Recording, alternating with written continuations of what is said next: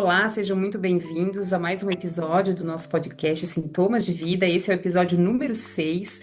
Eu sou a Ariane Gaio, responsável por essas conversas muito motivadoras que nós temos sempre o prazer de receber dos nossos convidados. E hoje eu tenho uma convidada muito especial, Débora Soares, que tem uma carreira belíssima na área da enfermagem, voltada também para a questão de auditoria, coisas muito inovadoras. Débora, é um prazer enorme te receber. Fico muito feliz que você pôde ter esse tempo conosco e agradeço muito por esse momento. Olha, Ariane, muito obrigada também. Me sinto honrada de estar aqui. Muito feliz por você e acho assim muito motivador esse teu programa, né? Esse teu podcast Sintomas de Vida. E agradeço pelo convite e te parabenizo aí por essa iniciativa. Obrigada, é um prazer muito grande. A ideia, para quem está chegando hoje aqui, a ideia sempre é poder trazer histórias que nos remetam a sintomas de vida, histórias belas, histórias que não são só de sucessos, porque a gente sabe que tem muitas histórias, muitas pedras no meio dos nossos caminhos, tanto na carreira profissional quanto na vida mesmo, que é natural que seja dessa forma, né? E por isso eu começo te perguntando, Débora, pedindo para você contar um pouquinho da tua trajetória. Aí, o que você quiser contar para nós, tenho certeza que será muito bem-vindo isso. Como é que você construiu tua carreira? Como é que você escolheu a área da enfermagem? Conta um pouquinho para nós. Olha, vamos voltar algumas décadas. Eu sou catarinense e quando eu estava terminando o ensino médio, estava aqui em Santa Catarina, eu estou falando para vocês aqui de Santa Catarina, é, fiquei, fiquei pensando, o que eu vou fazer, né, de graduação? E aí sempre tinha na minha cabeça, eu vou fazer odontologia, sempre. E aí tentei o vestibular na Univale, foi o único de odonto que eu tentei. E tentei enfermagem em São Paulo, lá onde a minha irmã morava. Não passei em odonto, aqui em Itajaí, passei em enfermagem lá, até tive uma boa colocação, assim, guardo até hoje meu papelzinho ali, que eu fico, a minha colocação do vestibular para tantas vagas. E aí surgiu essa situação, vou sair de casa, né? E meu pai falou, olha, vai filha, se não der certo, volta para casa com o pai. Foram as duas vezes que eu vi meu pai chorando, na morte da mãe dele e quando eu saí de casa. Ele me abraçou e falou, vai filha, vai, se não der certo, volta para casa com o pai. É tão bom, né, quando a gente tem para onde voltar. Hoje eu não tenho mais, mas né, essa questão de lar, assim, hoje eu sou lar, né? É, Uhum. né? A gente acaba se tornando o que os nossos pais foram. E aí eu fui para São Paulo, morar com a minha irmã, e aí nisso eu já comecei a fazer a faculdade de enfermagem, e a minha irmã já me colocou no curso de auxiliar de enfermagem, que ela falou, você vai ter que trabalhar e ganhar teu dinheiro, não vamos poder ficar te sustentando. E aí no primeiro ano de faculdade, eu fiz a faculdade de manhã e o curso de auxiliar de enfermagem na época, não tinha técnico ainda. Uhum. E aí, assim que eu me formei no técnico, eu já comecei a procurar emprego e passei em terceiro lugar no concurso público, no Hospital Servidor Público ali em São Paulo, bem na Borges Lagoa ali. Quem que vai nos ouvir depois, que é de São Paulo, vai lembrar. E aí, os três primeiros lugares podiam escolher para qual setor que queriam, porque o Hospital Servidor Público é imenso, tem tudo, todas as especialidades. E aí eu falei, não, eu quero ir para o centro cirúrgico, eu quero ver gente por dentro. Falei, quero ver gente por dentro e fui para o centro cirúrgico sem saber nada. Cheguei no primeiro dia, tava lá, era uma cirurgia, não me lembro do que, e tava a instrumentadora. Ela assim, passa a compressa. E eu peguei a compressa, sabe que eles deixam em cima a compressinha que sobra, que tá limpinho, deixam em cima para depois passar a compressa com álcool depois. E eu peguei aquela compressa contaminada e fui oferecendo para a instrumentadora. E a instrumentadora, mais desatenta ainda, estava quase pegando com a luva cirúrgica. Aí o cirurgião olhou, tá contaminado, sai da minha sala agora. Falou assim, né? Nossa, como é que pode? O cara berrou comigo, sai da minha sala agora. Que eu podia ter contaminado toda a cirurgia.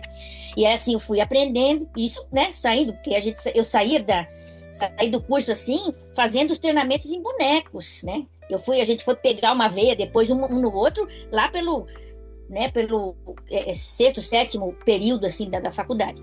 E aí eu comecei a fazer auxiliar de enfermagem, e nisso saiu um programa na faculdade que era de crédito educativo.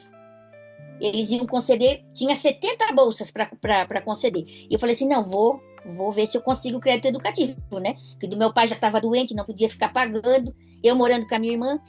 Aí comecei a trabalhar no servidor público, ganhava assim, o meu primeiro salário, a minha A minha carteira de trabalho tá ali, R$ 40. Foi bem naquela virada do cruzeiro pro real. Ah, R$ 40 era o meu salário. perdeu um bocado de valor nessa troca. Tu vê, R$ 40 era o meu salário, não era muito, mas assim, eu conseguia me virar assim, a minha irmã me ajudava. Ela mora até hoje lá em São Paulo, é enfermeira. E aí assim eu fui. Assim eu fui, daí estudando, daí nisso que eles falaram assim, olha, vai ter licenciatura. E eu sempre gostei da área da docência. E eu falei, vou fazer licenciatura dentro da enfermagem, dentro da área da saúde. Só que eu não vou ter grana. Então, se eu conseguir o crédito educativo, é capaz de eu terminar a faculdade e fazer licenciatura junto. Aí, no fim, deu tudo certo. Fiz o crédito educativo, meu pai não precisou ficar mais pagando. Daí ele falou assim: olha, eu vou guardar o dinheiro da faculdade numa conta aqui, que isso aqui é para tua faculdade. Falei, tá bom, papai. E no fim, ele usou aquele dinheiro. Eu nunca esqueço que eu, na época, né, eu preenchi um cheque de R$ 16.000 para pagar no hospital ali em Curitiba, para ele se tratar do câncer. Ele fez uma gastrectomia ali no, né, retirou todo o estômago ali no hospital de Curitiba. E eu fico pensando, se não fosse esse dinheirinho, que ele teve que fazer tudo no particular, e foi Isso. aquele dinheiro que estava guardado para minha faculdade, eu nunca esqueço que eu preenchi o cheque para o tratamento dele. Aí ele chorou, falou assim: nossa, filha. Eu falei: não, papai, eu tenho crédito educativo, eu vou pagar, tanto que já está pago, né? Vai isso aí. E aí eu sei que eu terminei a faculdade fazendo o curso de auxiliar de enfermagem, mas eu queria fazer a licenciatura. Eu trabalhava, fazia faculdade de manhã e tinha que fazer a licenciatura à tarde. E aí lá nesse hospital eu trabalhava no centro cirúrgico à tarde, então eu teria que arrumar um trabalho à noite para eu dar conta de fazer a faculdade e a licenciatura. Aí deu certo, comecei a mandar currículo naquela época, né? A gente tinha que ir com o currículo impresso, né? E aí eu sei que o Hospital Alvorada de Moema ali em São Paulo me chamou para eu ser auxiliar de enfermagem na noite. E aí um dia a chefe da noite falou assim: Débora, passa uma sonda nasogástrica lá em tal paciente. Você já passou, né? Eu, ela falou, você sabe passar, né? Eu, aham. E fui. Daí, mas eu fui e voltei assim, que deu, eu chegava lá, eu esquecia que tinha que levar a seringa, que tinha que levar xilocaína. Eu sei que assim, eu fui e voltei várias vezes, quando tava tudo bonitinho, passei a sonda, deu tudo certinho, mas foi na raça, assim, porque eu não sabia, eu só fiz aquilo em boneco. E aí eu me formei, e aí o Hospital Alvorada acabou me admitindo como enfermeira.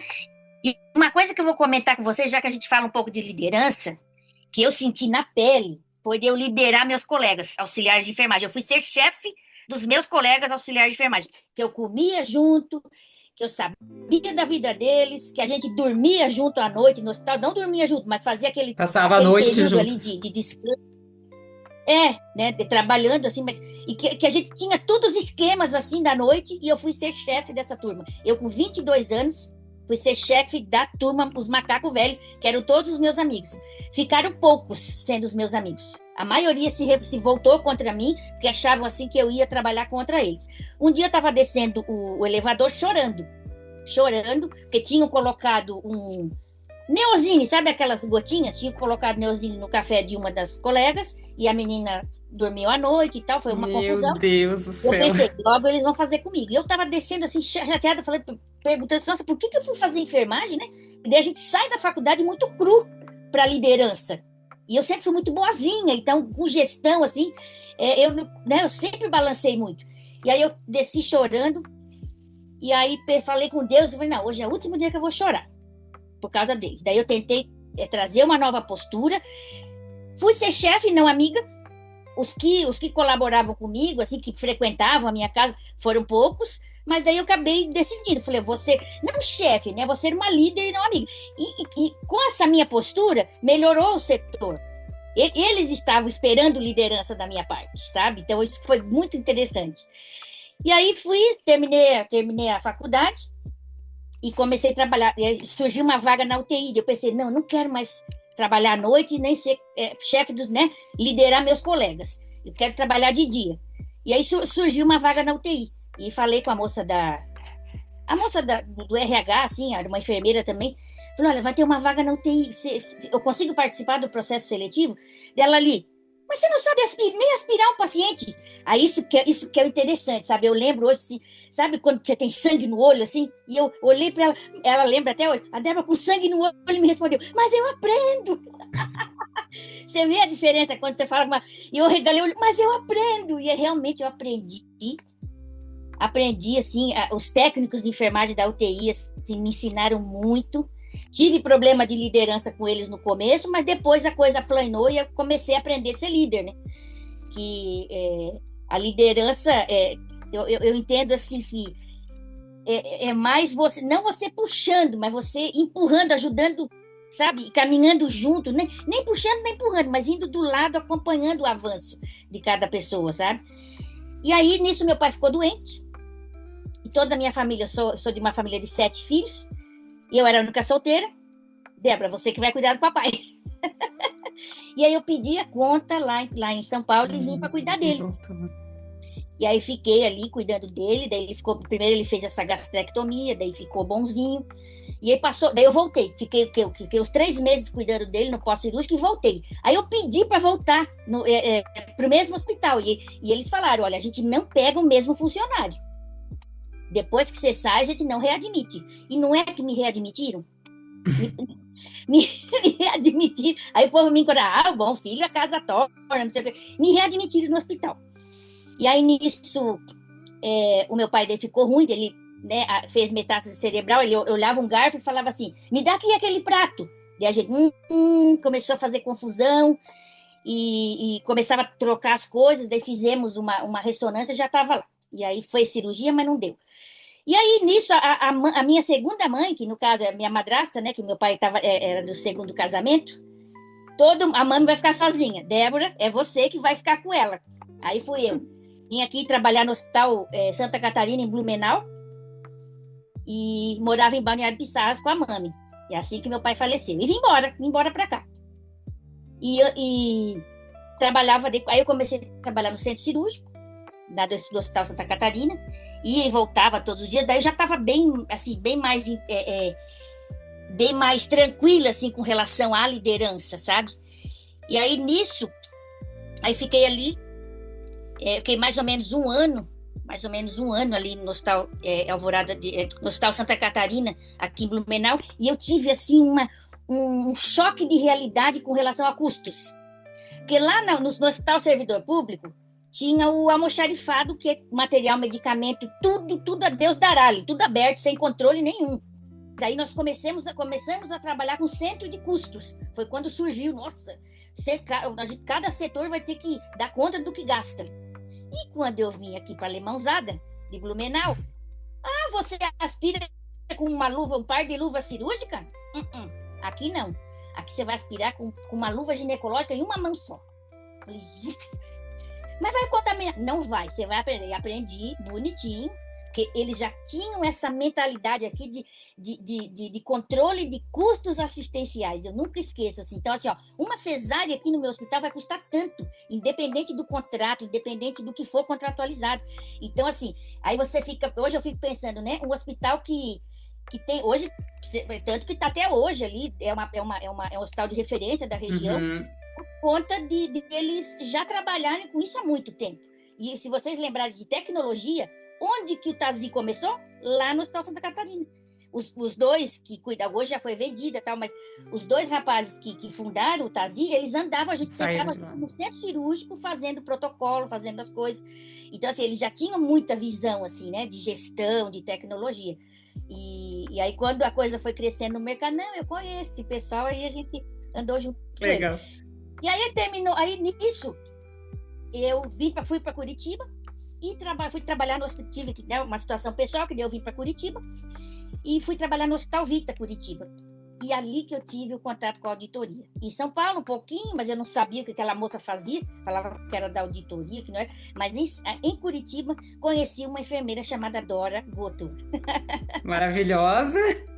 A Dora foi, assim, a primeira pessoa da auditoria que eu tive contato, porque quando a gente entrava no hospital, fazia entrevista, tudo, e aí tinha um momento de integração, que a Dora ia explicar. Aqui a gente faz auditoria, aqui a gente faz controle das contas, assim, assado. E aquilo ela mostrou, assim, de uma maneira, assim, olha, nós vamos... se a gente não registra, a gente não recebe a conta hospitalar. E aí que a minha cabeça foi abrindo para a questão da auditoria. Liderança continuou me seguindo, né? Porque quem está na enfermagem não adianta. A liderança Exatamente. vai junto, né? A liderança vai junto. E aí eu cheguei ali no hospital, e aí com essa bagagem, assim, que eu já tinha pensado, o que que eu vou fazer de pós-graduação? Porque disso já tinha passado o quê? Eu formei em 96, cheguei ali, já tinha passado 4 anos, quando eu fui para Curitiba. O que que eu vou fazer? Aí teve uma pessoa chamada Adriana Kraft, que falou para mim, na época ela era uma gestora lá, e falou assim, eu cito alguns nomes, Pode porque citar, fica à vontade. foram pessoas que fizeram a diferença por algum conselho, né? E que eu acho que foram conselhos muito importantes, assim, na minha vida. E ela falou, Débora, faça administração. Eu falei, de que eu vou fazer de pós? Faz administração. Porque a gente tem administração na faculdade, mas não é a mesma coisa. Vai te abrir para gestão. Eu falei, mas tem na PUC, administração e saúde. Não existia esse negócio de auditoria, gestão e nada. O nome da pós era administração e saúde. Doutor Nix, querido, Uhum. que coordenava lá na época. E aí, lá na pós-graduação, conheci a Lázara Tavares. E a Lázara Tavares era coordenadora da auditoria na época do Seguro Saúde do HSBC. Foi o antigo Bamerindos, depois virou HSBC, hoje é Bradesco, né? Mas na época era Seguro Saúde do HSBC. Ela falou, não, Débora, vem para auditoria, vai abrir uma vaga para mim. Eu sei que a vaga demorou uns 6 meses para sair. E aí eu falei assim, né, que é de segunda a sexta, o salário é um pouquinho melhor, não é grande coisa, mas tal. E é de segunda a sexta, você vai sair dessa vida de plantão. E assim, eu vou falar bem a sinceridade, não adianta tampar o sol com a peneira. Eu fui para auditoria mesmo por causa do final de semana. Eu não sabia nem o que era auditoria. Não sabia o que era para fazer. Mas a vaga estava aberta, a Lázara falou que ia me dar uma força. Aí te deram a E aí, cachaçinha para você tomar um golinho da cachaça, que é auditoria, e nunca mais, né? e ela falou assim, ó, né, eu preciso de uma pessoa para fazer auditoria de OPMI. Eu falei, que é O que que isso, é o né, filho? PME? Nunca tinha visto. Aí na minha entrevista, tava lá o médico, que era cuidar, perguntou, quanto custa uma próstata de quadril? E eu, caramba, não faço ideia, não tinha ideia. Ele falou, eu falei assim, para ganhar tempo, falei, depende, doutor. Ele, certa resposta, contrata a moça. Falou assim. E aí mal sabia eu que eu estava certa sem saber, no caso, né? Uma prótese pode ser de aço, de titânio, de cromo cobalto, pode ser, sabe, com plasma de hidroxiapatita, sem, isso, cerâmica, e aí tudo isso varia de preço, né? E aí ela precisava de alguém. Então, na época, o HSBC tinha 20 mil beneficiários, porque eram os funcionários do banco, mais Os os dependentes. dependentes. E aí, Uhum. mas esses 20 mil pessoas no Brasil inteiro, isso foi muito legal também, porque aí eu tive que ir aprendendo aos pouquinhos o que era o tal do OPME, que hoje a gente chama de DMI também, que são dispositivos médicos implantáveis. E eu tive essa pegada de trabalhar no Brasil inteiro, assim, sabe, com pedidos, você ligar, não ter esse medo de ligar nos estados e perguntar quem vende, aonde. E aí eu saí, quando eu vim para a auditoria, eu saí da liderança. Aí eu entrei mais numa parte técnica, que eu fui me afundando, que eu tô até hoje. Hoje eu não sou gestora. Se precisar, eu sou, mas assim, eu tenho assim o meu foco de trabalho hoje é muito técnico, e a gente vai cavocando assim e acaba virando assim, que eu brinco assim, que primeiro a gente tem um emprego, né? Depois a gente tem uma carreira. E ao final, assim, que eu não que eu esteja no final da minha vida, mas hoje eu já entendo assim que essa trajetória já se tornou uma missão, porque eu acabo que começou com um emprego e assim os empregos vão caindo, as oportunidades vão caindo no colo da gente. Aí, se você vai fazendo aquilo numa repetição, acaba não, ela vai fazer a carreira na auditoria. Na carreira na auditoria, daí dentro da auditoria Os existe muita ramos. coisa para fazer. E aí foi caindo no meu colo, não fui atrás disso. Foi caindo no meu colo as oportunidades. E aí eu gostei, a cachaçinha que você falou ali, gostei e acabou. Hoje eu vejo assim, que missão que eu vejo? Eu vejo assim, a missão, hoje eu tenho esse viés aí da minha carreira, totalmente acadêmico, sabe? Quanto mais pessoas souberem do que eu faço, melhor. Não tenho problema nenhum assim com compartilhar conhecimento. Mas voltando um pouquinho, só para a gente chegar aqui. Aí vim para Curitiba, trabalhei no Vita, daí teve essa oportunidade com a Lázara. Aí o banco foi vendido para o Bradesco. E eles, todos os funcionários do Seguro Saúde, falaram assim: olha, o seguro-saúde vai ser administrado pela MedService, lá em São Paulo. Alguém quer ir para São Paulo? Não, ninguém quer ir para São Paulo. E aí eles pagaram coach, na época, foi bem interessante para cada um tentar se recolocar. Ah, que legal. De novo, a Lázara Tavares, foi um anjo, continua sendo, falou, Débora, olha, eu arrumei um emprego aqui na Unimed Federação do Paraná, que é onde você trabalha, né? Ela falou assim, ó, só que eu tive uma outra proposta, você não quer vir aqui pro meu lugar? Falei, quero. Eu tava lá, né? Falei que mas é para fazer essa parte aí de OPME. Falei, quero. Eu nem imaginava, né, que era isso. Falei, claro que eu quero. E aí fiz a entrevista, e ali a gente começou um trabalho, assim, grande, que hoje reflete no sistema Unimed até hoje. No começo, eu fazia parte, a secretaria de um grupo de negociação para o estado do Paraná. Então, vinha gente de Londrina, Maringá, Cascavel, e nós ali de Curitiba, a Unimed Curitiba e a federação. E aí foi muito legal essa época, porque assim, nós começamos a negociar essas próteses, esses materiais implantáveis em conjunto. E nós éramos pessoas diferentes. Eu era a única enfermeira do grupo, tinha administradora, economista, tinha, né, o grupo heterogêneo, assim. Então, da parte técnica, era só eu. E aí vinha um marca-passo de 5 mil e um marca-passo de 20 mil. Qual que é a diferença? Eles olhavam, tem ouro, Débora? O que é isso? Aí eu tinha que ir atrás, cavucar, por que tem diferença? E assim a gente foi negociando. Eu sei que o primeiro ano, assim, com 30 produtos que a gente negociou, nós conseguimos, assim, evitar o custo de milhões. E aquilo ali, os diretores da federação levavam para os congressos nacionais do sistema, e aquilo ali virou um case de sucesso.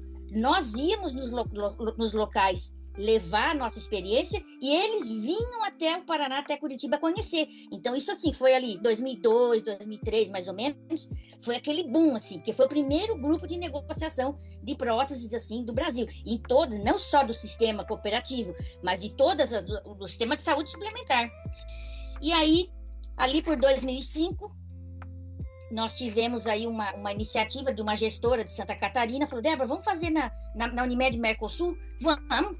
Aí eu comecei secretariando a Unimed Mercosul, e aí começou a dar certo, vamos negociar para os 3 estados, e ali por 2008, vamos fazer isso no Brasil? Vamos. Aí eu ia para São Paulo, junto com os nossos negociadores, começamos o que é o CTNPM, que é o Comitê Técnico de Negociação de Materiais, que tem hoje na Unimed do Brasil. Então foi muito legal, a gente viajava muito, fazíamos negociações itinerantes para o povo ver como é que a gente fazia. E aí em 2004, como eu pesquisava muito material, falei, gente, chega, vamos começar a ensinar os auditores. E aí em 2004 eu comecei a fazer curso de OPM e ADMI, por conta da necessidade.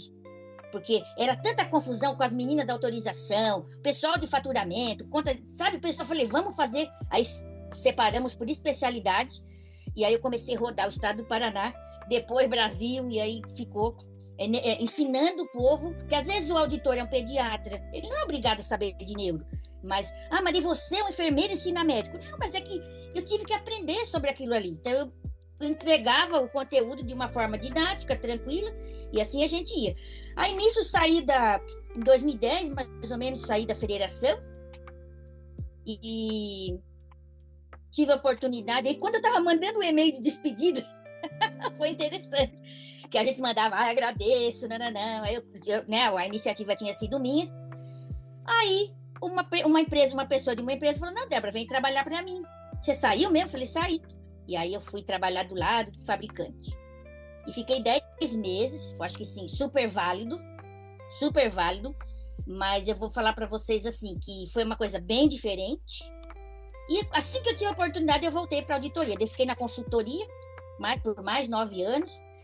Depois trabalhei no setor de informação ali antes era Clinipan em Curitiba, agora virou, né, GNDI, Apvida GNDI, que é essa operadora que tinha em Curitiba. Eu fui do núcleo de informações em saúde. Foi uma experiência fantástica que eu tive. Já lidava com informação, com tecnologia, mas assim, a informação em tempo real foi muito linda. Assim, eu fiquei 1 ano e pouco. Depois fui ser diretora da empresa da Andrea Bergamini, a Device Health. Inclusive, na época que a gente montou o grupo da Mercosul, ela ficava em Curitiba com a gente treinando, comigo e com a Tânia Conte. Não sei se alguns vão lembrar. A Tânia Conte agora tá. Gente, a Tânia Conte, ela trabalhou no nosso grupo e hoje ela é enfermeira do CDTH, que é é o NICE do Canadá, que é a Agência de Avaliação de Tecnologia e Saúde do Canadá. Ela não foi, ela foi primeiro para a universidade, depois trabalhou em hospital, e hoje, assim, que deve ter uns 4 anos já, é o nosso orgulho, assim, sabe? Dá trabalhar lá. E aí fui trabalhar na consultoria, e aí nisso que eu saí dali, fui trabalhar na Unimed do Brasil. Aí nisso que eu saí dessa empresa da Andréa Bergamini, que eu fui ser diretora lá com ela, aí fui trabalhar na Unimed do Brasil, fiquei lá 1 ano e meio, trabalhamos assim, foi muito legal que a gente trabalhou com equivalência técnica, é bem interessante, porque um chama prótese com o nome comercial, o outro fala prótese de quadril, cimentada, em titânio, assim, bem tranquilo, bem tranquilo.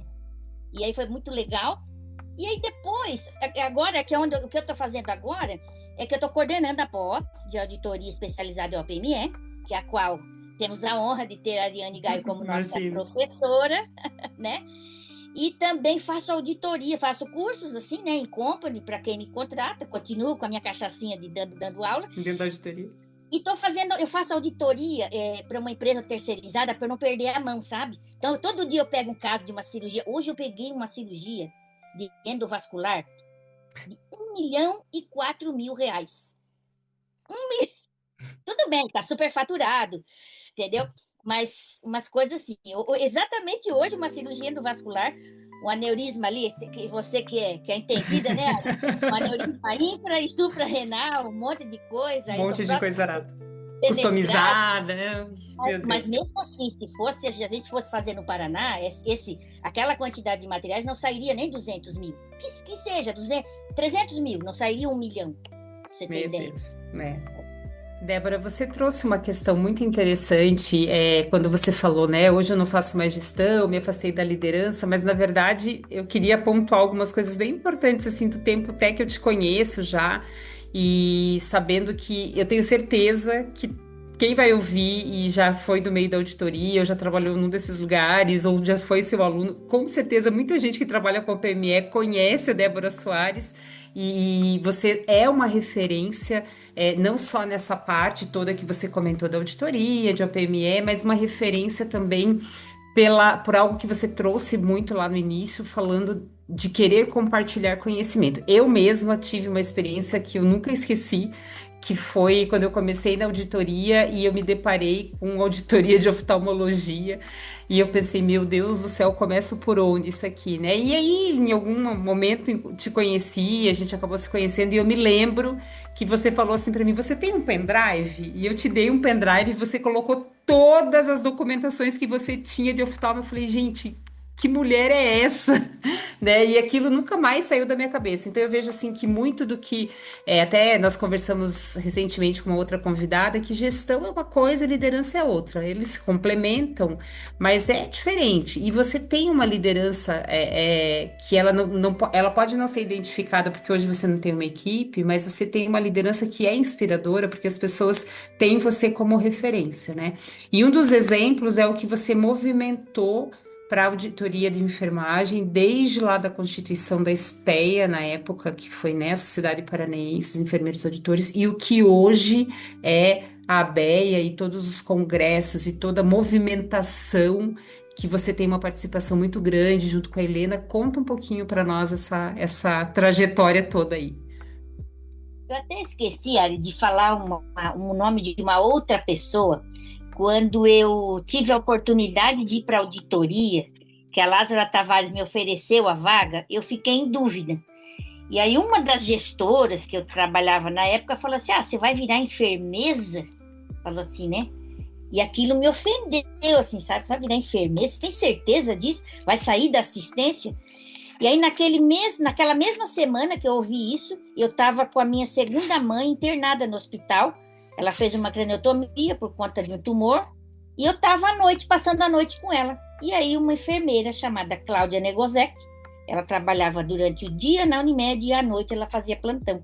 E ela passou a visita. lá quando a minha mãe estava internada. E aí, conversa, eu sou enfermeira também, conversa vai, conversa vem, ela assim, vá. Falei, guria, eu tô em dúvida se eu vou para auditoria. Ela, vai. Mas a menina falou que eu vou ficar só sentada, ela assim, vai, porque você vai aprender todos os dias. Então, assim, Adriana Kraft, Lázara Tavares, Cláudia Negozek, essas três enfermeiras que tiveram, assim, uma influência muito boa, assim, né, na minha vida. E eu faço questão, eu falei, eu falo o nome de vocês por onde eu vou por aí, quando me perguntam, assim, da minha carreira. E essa questão de compartilhar conhecimento começou muito cedo. Aí, quando eu comecei a trabalhar com a Lázara, ela falou assim, olha, ela me contou, assim, não sei se era uma parábola, das pessoas com as duas pessoas no meio uma vindo para encontrar a outra, as duas no mesmo caminho, em sei que você vai cortar. Sentidos opostos, sentidos opostos. Duas pessoas em sentidos opostos, cada uma com um pedaço de pão na mão. E elas vinham mastigando aquilo ali. Quando elas se encontram, elas trocaram o pão. Um era doce, outro salgado, e elas continuaram seguindo seus caminhos. Então, as duas não perderam e as duas saborearam e tiveram um ganho maior fazendo a troca. Eu nunca esqueço que ela me contou isso. E um dia eu falei, não, você foi dar uma aula, a menina não copiou meus slides? Daí ela olhou para mim, Débora. Ela olhou assim para mim como assim, sabe, assim, coração aberto. Falei, hoje eu olho assim, pode usar teu slide? Usa! Mas use e abusa, quanto mais gente souber, melhor. E aquilo ali, são tijolinhos, assim, essas experiências, esses aprendizados, eu acho que são tijolinhos que você vai utilizando, assim, para crescer profissionalmente, como pessoa, realmente, né? E aí, conhecendo a Lázara, lá nessa oportunidade que ela me deu, ela fez parte da primeira diretoria da SPEA. O que é isso? Vem, Débora, nós estamos precisando de alguém para passar fax para a gente. Passar fax, gente. A gurizada nova não sabe nem o que é isso.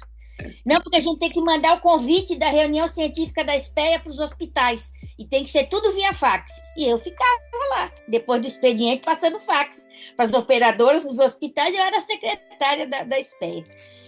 E aí, nisso, a gente começou a fazer reuniões científicas, tratar de assuntos, e a gente começou a se conhecer, aquela integração. E, nossa, que coisa legal. Aí, nisso, a Lázara foi presidente de alguma gestão para frente, daqui a pouco eu já estava presidente, e não vamos. E quando eu viajava para fazer esses treinamentos pelos estados afora, eu incentivava a mulherada para, gente, criem a associação estadual de vocês. E eu até ajudava com os nomes, sabe? E nada. E aí, em 2006, eu fui fazer um trabalho em Fortaleza, nas minhas férias, e conheci a Helena Ronce, que daí é outra pessoa que eu sempre cito. E ela, não, eu vou fazer uma aqui também. Daí ela criou a CEA, né, a Associação Cearense. E aí depois falei, não, Helena, tô agoniada de a gente ir estado. Falei, vamos criar nacional antes que alguém que a nacional já existia, só que a gente foi atrás e descobriu que o CNPJ tinha sido inativado em 2008. Falei, olha, antes de alguém criar, vamos criar então logo a nacional, sério, nacional, mas nós vamos ter que ter chancela do COFEM. E aí juntou a fome com a vontade de comer. A Helena, assim, ela tem essa liderança de, tipo assim, ela comprou a ideia, ela vai, sabe? Ela não, vai dar, faz sentido, vai ser legal para a nossa classe. Ela abraçou aquilo ali, foi que nem um trator. E hoje a BEA Brasil é essa gigante que a gente conhece. E aí, com aquela ideia anterior, eu não deixei, eu falei assim, não, essa ideia não pode ficar na gaveta. Então, como é a BEA, agora vamos transformar a SPEA na BEA PR. Aí transformou o estatuto, tal. Aí tem a BEA Paraná, a BEA Distrito Federal, a BEA Minas Gerais. Inclusive, essa semana, né, eu vou estar lá num evento deles, o primeiro simpósio, a BEA Piauí, a BEA Amazonas. Então, hoje nós já temos aí 7 ou 8 ABEAs estaduais. Então, isso eu acho legal, porque aí isso aí acabou crescendo e valorizando os enfermeiros auditores dos estados, né? Então, assim, a Bea hoje ela já tem aí, ó, mais de 10 fascículos de livros publicados. Exatamente. Você é nossa autora de vários capítulos aí. Então, com essa missão de compartilhar conhecimento. Então, veio ao encontro do que eu sempre pensei também. Hoje eu faço parte da comissão científica da ABEA Brasil. Fiz parte, nossa, como vice-presidente nos 2 primeiros mandatos. E agora, que a nossa intenção, Ari, que você sabe, é tirar mais um plano da gaveta. É a gente criar a Realde, que é a revista eletrônica de auditoria. Sabe? Com Qualis. Legal. É vocês trouxeram eu me lembro assim, vocês trouxeram uma coisa que foi muito bacana, que foi a prova de título, né? Isso. Porque isso foi uma coisa assim que eu me lembro muito bem de vocês sonharem com isso. Eu lembro de ter visto a primeira turma aqui no Paraná fazer a É prova, mesmo. e era uma coisa assim que, para a enfermagem, isso foi muito disruptivo na realidade, Pô, né? E eu vejo muito isso em você também. Você fez uma pós-graduação de tecnologia em saúde, né? isso, Trabalha num mestrado, né? meio, um É, mestrado, trabalha num meio em que você acompanha com muita rapidez tudo que você comentou isso, né? Continua fazendo auditoria que é para não perder a mão, porque de vez em quando provavelmente aparecem umas surpresas aí no meio do caminho. E o que que você enxerga para o futuro? Eu vou falar da auditoria porque é o que a gente está vendo, assim, mas não só nesse sentido, né? Eu acho que a tecnologia traz para nós uma reflexão diária de como que nós lidamos com as pessoas que precisam lidar com a tecnologia, né? E você vê muito isso na educação. Como é que você enxerga o futuro, tanto da parte educacional quanto da auditoria mesmo, com essa avalanche toda de tecnologia que nós temos? exatamente. Nós somos aí jovens senhoras de 50 anos, né? Então, nós estamos dentro dessa geração que não teve celular, que teve celular e que o celular hoje basicamente faz parte da gente. Os nossos filhos, eles não fazem ideia do que é o fax, do que é um mimeógrafo, Telefone, aquele telefone de aqueles discar aplis. pesado. Nossa, jamais, né? Então, essa disrupção, não sei se é certo falar, essas inovações disruptivas, elas estão muito impregnadas nessa nossa geração. O meu pai, ele foi um cara assim que me inspirou muito como líder, e essa parte assim de tecnologia, eu lembro que ele comprou um computador. Ele comprou um computador, e isso, ó, vou falar para vocês, isso, se a gente for pensar, 30 anos atrás. Ele comprou, ele fez eu fazer o curso de MS-DOS.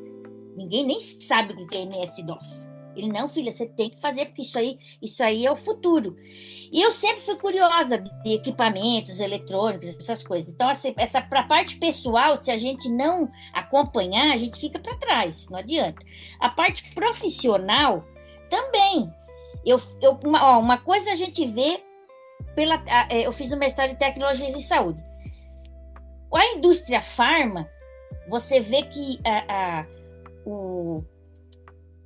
a velocidade de entrada de novas tecnologias na indústria farma, você vê tecnologia até de 10 em 10 anos.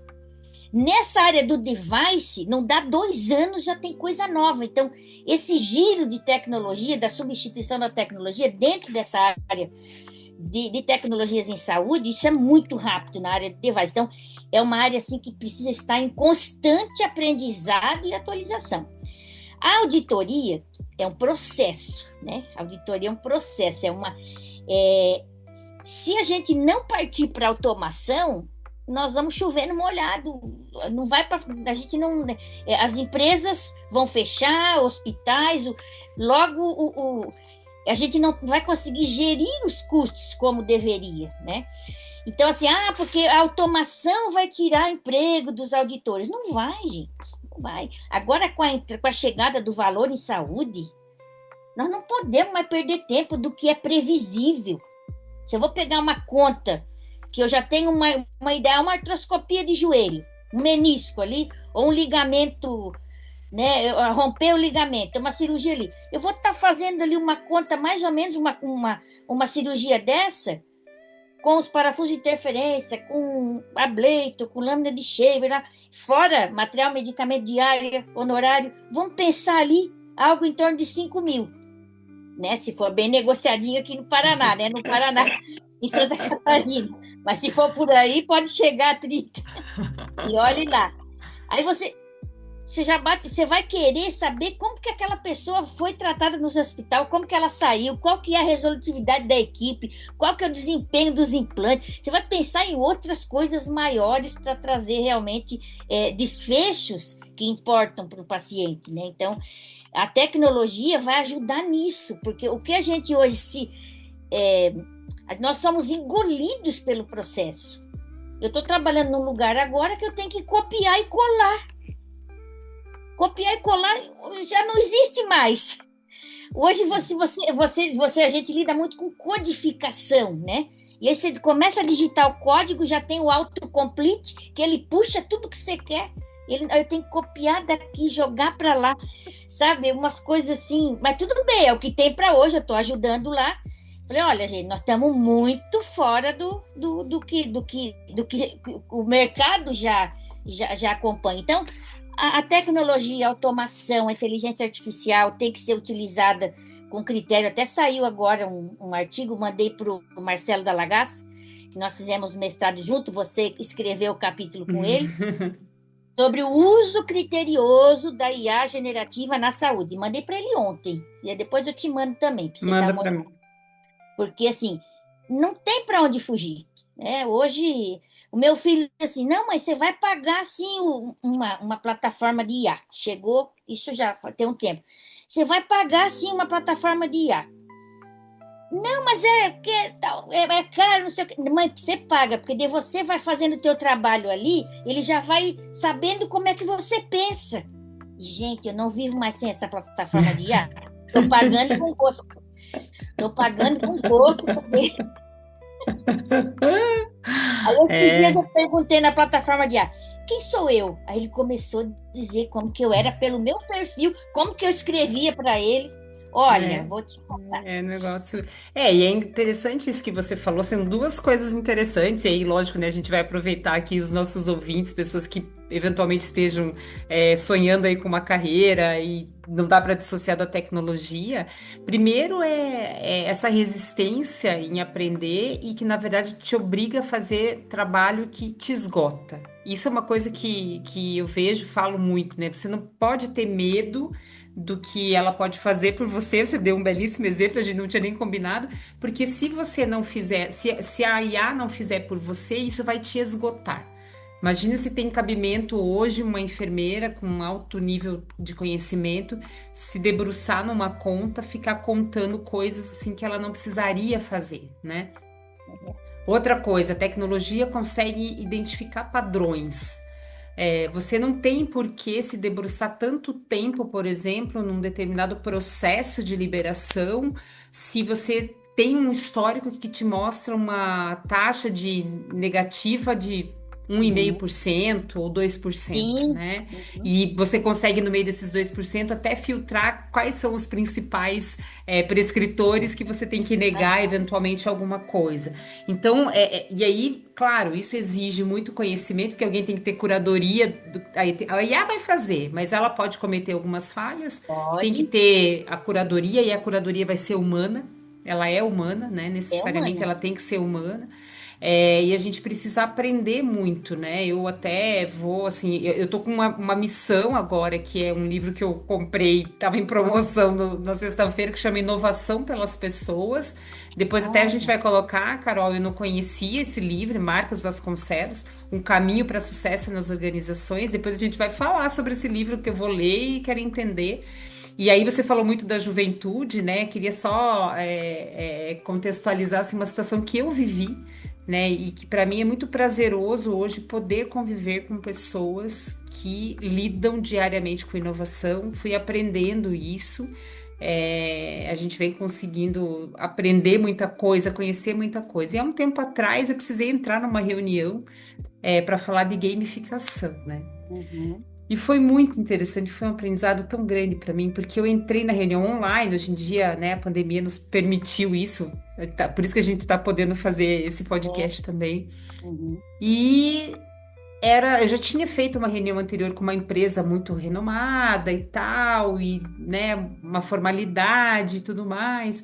Aí passa uma semana, vamos procurar uma outra empresa, e aí, assim, abrem umas 5 janelinhas em lugares diferentes, todos jovens, cada um no seu canto, né, Uhum. com a sua cadeira gamer Aham. atrás. É. Eu lá, a hora que abriu aquelas janelas, que eu olhei a carinha deles, eu falei, É. gente, aonde eu estou, né?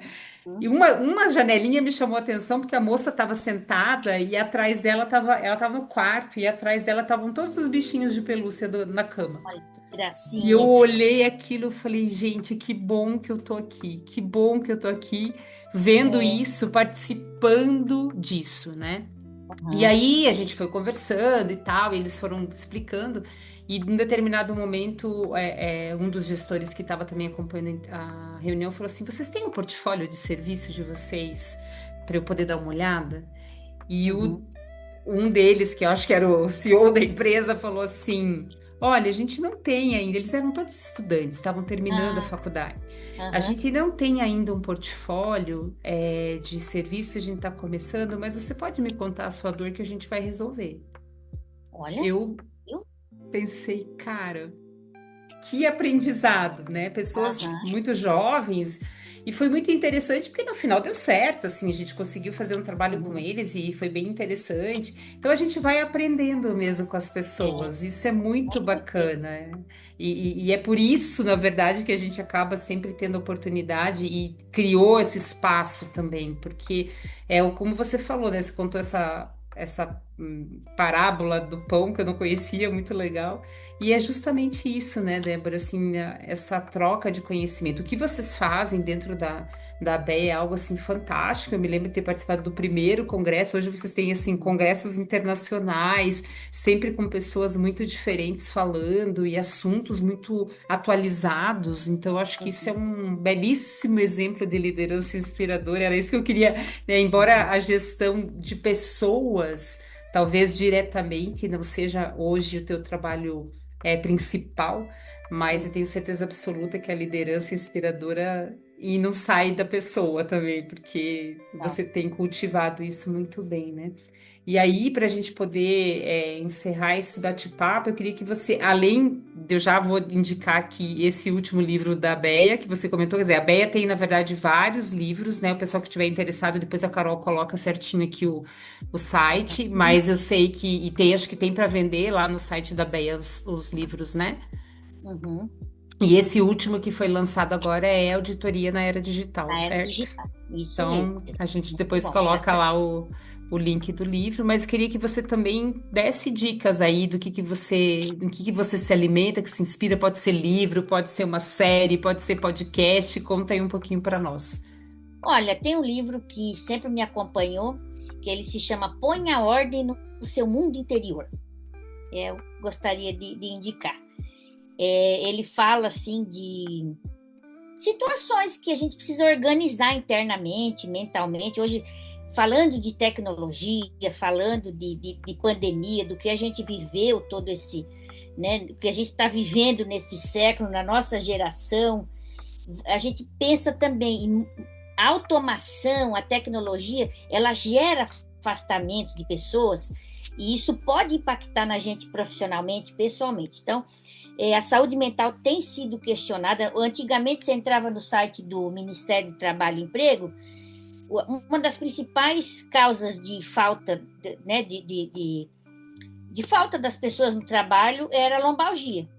Primeiro a cervicalgia, dor aqui por causa dos headphones, lombalgia de tanto ficar sentado errado, né, não ter ergonomia no trabalho. Hoje já temos lá depressão e síndrome do pânico. Então, eu penso assim que aliado com a tecnologia, a gente vai precisar, né, tratar, cuidar de saúde mental. Eu acredito que a cabeça boa, o resto vem. né? A automação não tem como a gente fugir dela, vai vir, não vai tirar emprego de ninguém, mas a gente tem que acompanhar, não dá para ter medo, não tem problema. Eu sou, como eu digo assim, eu posso dizer, né, eu sou do século passado, né? Eu sou de 1974. Então, assim, mas eu não me recuso a aprender. Ah, tem um celular novo. Aí compra. Ah, mãe, tem tal coisa. Meu filho, não, mas tem essa função. Ah, me ensina aqui, né? Me ensina aqui que eu quero aprender. Aprendi a fazer um monte de coisa ali no celular novo e tal. E isso com as ferramentas também. As ferramentas de trabalho vão vir. A inteligência artificial, você abre ali minha plataforma, está separadinha por especialidade médica, está separadinha pela faculdade, tá separadinha pela parte pessoal. Então, tá tudo ali segmentado. E aí, quando eu vou, por exemplo, tratar ali, fazer uma auditoria de alguma coisa, vou lá na endovascular, na minha pastinha. Aí eu coloco, oi, fulano, eu coloco lá. E aí ele me responde, quer que eu já te passe tal coisa? Não, hoje é outro caso. Eu vou falando. E aí, já meio que me responde ali, né? E aí e aí essa validação que você falou é muito importante, porque às vezes eu coloco ali, deu só de bater o olho, não está certo. Dele, você aí ele começa a Você é muito inteligente. Você tá certo, eu errei. Eu falei assim, quero que use essa descrição, esse código nas próximas consultas. Beleza, não vou mais esquecer, não sei o quê. Aí meio que é muito legal, acho que profissionalmente, pessoalmente, a gente, né, profissionalmente a tecnologia vem com tudo e a gente não pode ficar fora dela, porque eu penso assim que, como profissionais, a gente pode contribuir muito mais do que aquele operacional que esmaga a gente no dia a dia, sabe? E assim, a gente tem mais cérebro, tem que gastar neurônio com outras coisas maiores. Pessoalmente, tem que cuidar com a saúde mental, que é esse livro que eu sugiro, Põe a Ordem no Seu Mundo Interior. Olha, desde a minha adolescência eu conheço esse livro e ele não fica... Eu já li umas 3 vezes e ele sempre, né, eu pego em fases diferentes da minha vida que acabam me ajudando. Mas é isso, Ari. Nossa, que legal. Que legal. Que bacana, eu que agradeço mais uma vez, e a ideia é essa, acho que foi um bate-papo muito gostoso, sempre muito bom, Débora, conversar com você, e eu vou, assim, destacar, né, o que sempre me remete a tudo que, desde quando eu te conheci, eu falei um pouco sobre isso, que é a tua generosidade, eu sempre te achei, assim, uma pessoa muito generosa, e isso é a prova também, porque tudo que você contou, e com todo mundo, né, como eu comentei, tenho certeza que o Brasil inteiro, quiçá até fora do Brasil, as pessoas te conhecem e dificilmente alguém que em algum momento tenha passado por auditoria que não ouviu falar de você. E foi um prazer enorme poder ter esse papinho contigo e eu espero que a gente tenha outras oportunidades, viu? Com certeza, Ari, obrigada. Uma oportunidade enorme. Eu acho assim, o que eu gravo de você, você brincou um dia comigo, porque eu sou chata. Eu continuo sendo. Você é criteriosa. Você tem essa assim, o que você faz bem feito e entrega um trabalho de valor que a gente pode confiar. Então, é uma coisa assim que eu guardo no meu coração também com relação à tua postura pessoal, profissional. É assim, super te admiro também. Que Outra bom, que inspiração bom. para todos nós. Obrigada, obrigada. E aí já deixo aqui então também um convite para todos que estão nos ouvindo, para que fiquem atentos aí para esse episódio que em breve vai estar no ar e também para os próximos que seguirão. Um abraço a todos, muito obrigada.